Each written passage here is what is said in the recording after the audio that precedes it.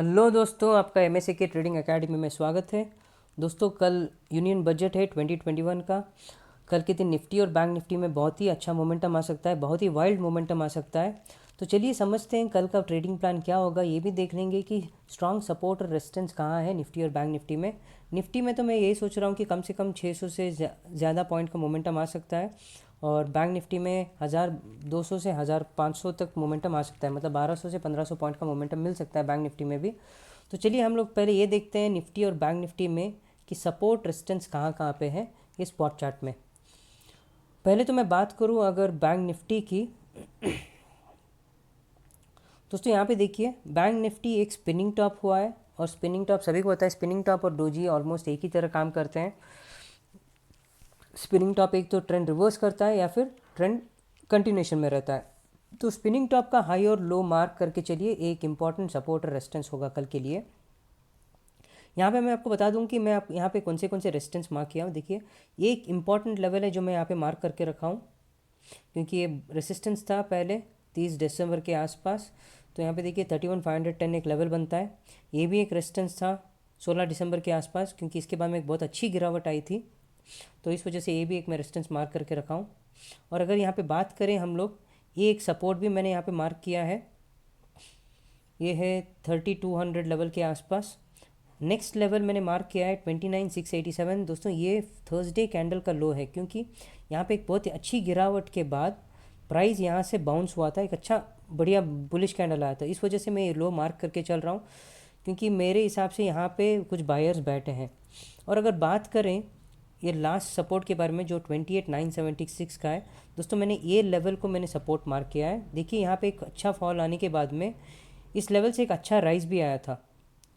तो यही आइडिया है कि ये एक इम्पॉर्टेंट सपोर्ट लेवल हो सकता है, जहाँ से प्राइस वापस शायद बाउंस भी हो सकते हैं। तो मैंने ऐसे सपोर्ट और रेजिस्टेंस मैंने मार्क करके रखे हैं। और अगर हम बात करें कुछ और यहाँ पे स्पेसिफिक चीज़ों की, दोस्तों यहाँ पे याद रखिए 50 मूविंग एवरेज एक बहुत ही इंपॉर्टेंट अपना रेजिस्टेंस होगा। यहाँ पे प्राइस आप देख सकते हैं 50 मूविंग एवरेज के आसपास ही क्लोज हुआ है।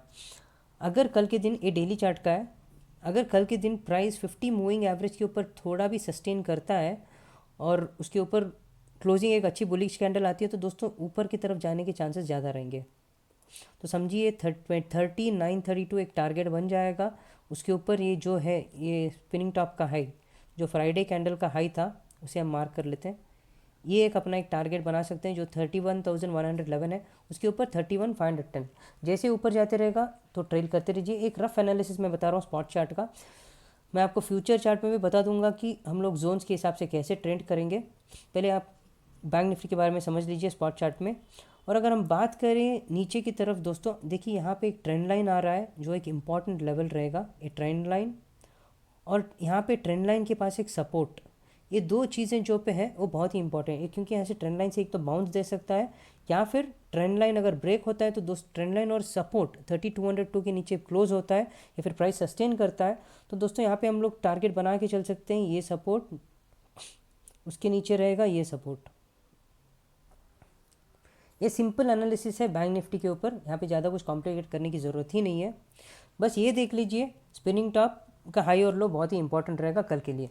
अब बात करें अगर हम निफ्टी के बारे में, निफ्टी में आपको बता दूं कि यहाँ पे मैंने क्या क्या सपोर्ट लिए हैं और रेजिस्टेंस लिए हैं। दोस्तों पहले तो रेजिस्टेंस के बारे में बात करूँ तो ये रेजिस्टेंस है, ये एक डबल टॉप था जो ब्रेक हो चुका है, और ये रेसिस्टेंस इंपॉर्टेंट रहेगा। अगर प्राइस ऊपर की तरफ दौड़ेगा तो 14,222 के आसपास आने के चांसेस बहुत अच्छे रहेंगे।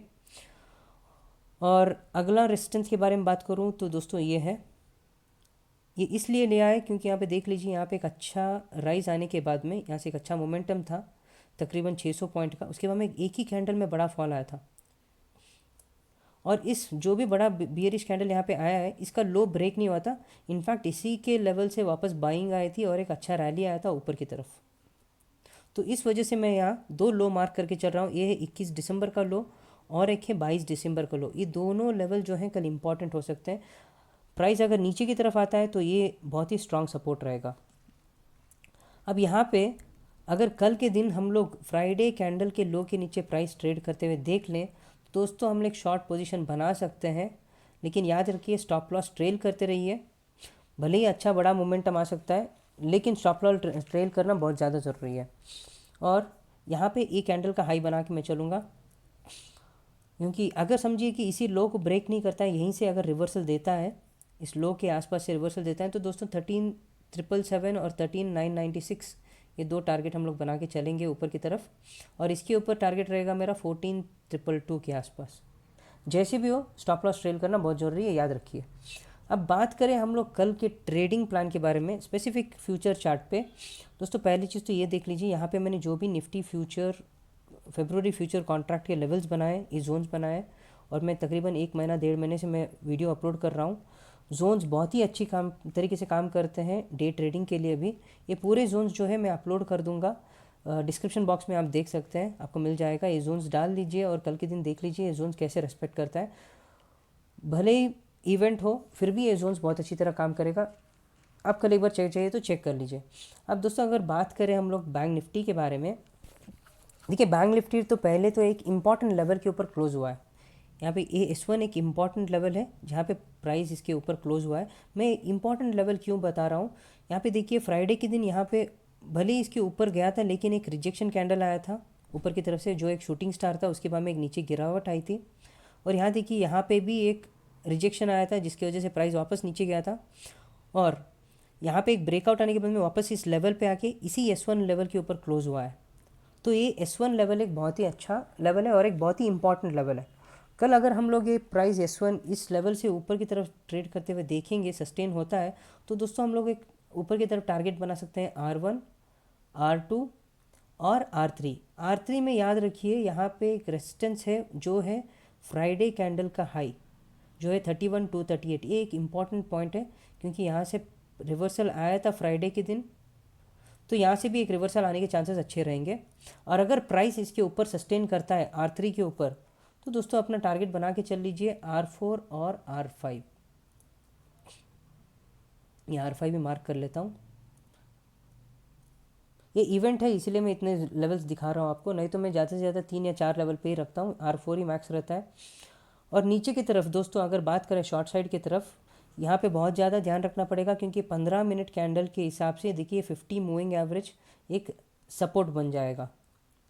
तो अगर प्राइस S1 के नीचे भी क्लोज होता है या प्राइस इसके नीचे सस्टेन होने शुरू होता है, तो दोस्तों S2 टारगेट बना के हम लोग चल सकते हैं।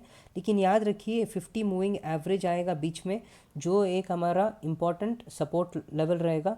अगर प्राइस इसके नीचे सस्टेन होगा तो यहाँ पे डे लो एक इम्पॉर्टेंट लेवल है, यहाँ से भी रिवर्स होने के चांसेस हैं। तो ये S2 और ये डे लो बहुत करीब है, तो जब भी प्राइस S2 और डे लो के आसपास आए तो स्टॉप लॉस ट्रेल कर लीजिए। अगर डे लो के नीचे सस्टेन होता है दोस्तों, तो S3, S4 और S5 टारगेट बना के आराम से चल सकते हैं। ये अपना रहेगा S5। ठीक है दोस्तों, और अगर कोई जोन से रिवर्सल होता है तब भी ट्रेड बना सकते हैं, लेकिन जो भी हो याद रखिए ट्रेंड इज़ योर फ्रेंड। जितना हो ट्रेंड के साथ ही जाइए, ट्रेंड के खिलाफ जाएंगे तो आपको नुकसान होने के चांसेस ज़्यादा रहेंगे।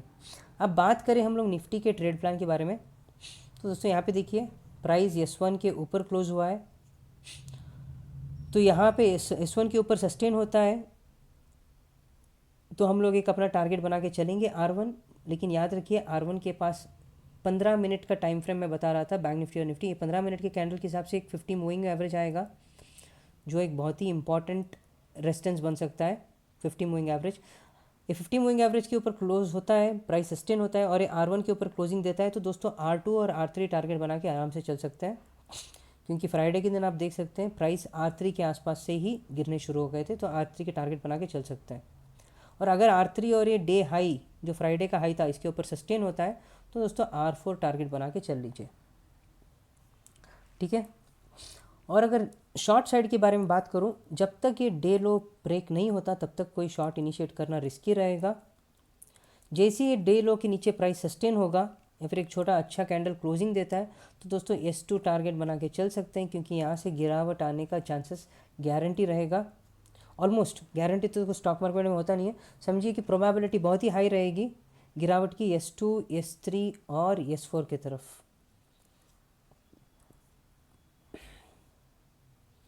ये पूरे लेवल्स जो मैं आपको अभी बता रहा हूँ, ये पूरे लेवल्स मैं आपको अपडेट कर दूंगा डिस्क्रिप्शन बॉक्स में। आप कल के दिन इसी लेवल्स के हिसाब से चाहिए तो ट्रेड ले सकते हैं, या फिर ऑब्जर्व कीजिए इवेंट के दिन भी प्राइसेस कितनी अच्छी तरह रिस्पेक्ट करते हैं जोन्स को। ये पूरे जोन्स में अपडेट कर दूंगा। और दोस्तों अगर आप नए हो चैनल को सब्सक्राइब ज़रूर कीजिए। मैं रोज़ आपको निफ्टी और बैंक निफ्टी ट्रेडिंग प्लान लाते रहूँगा। और अगर आपको वीडियो पसंद आया है तो लाइक ज़रूर कीजिए। कुछ भी डाउट्स हो तो कमेंट सेक्शन में ड्रॉप कर दीजिए। मैं जैसे मुझे मौका मिलेगा मैं आपके डाउट सॉल्व कर दूंगा। और वीडियो को ज़्यादा से ज़्यादा लोगों तक शेयर कीजिए ताकि सभी लोगों का फ़ायदा हो, कुछ सीख सकें। चलिए दोस्तों, कल फिर मिलते हैं। कल शाम को देखते हैं अपना बजट कैसे रहेगा। कल बजट डे, कैसे ट्रेडिंग कर सकते हैं वो भी देख लेंगे कल। और कल शाम को हम लोग ट्रेडिंग प्लान भी बना लेंगे निफ्टी और बैंक निफ्टी के ऊपर परसों के लिए। चलिए फिर मिलते हैं। धन्यवाद आप सभी का।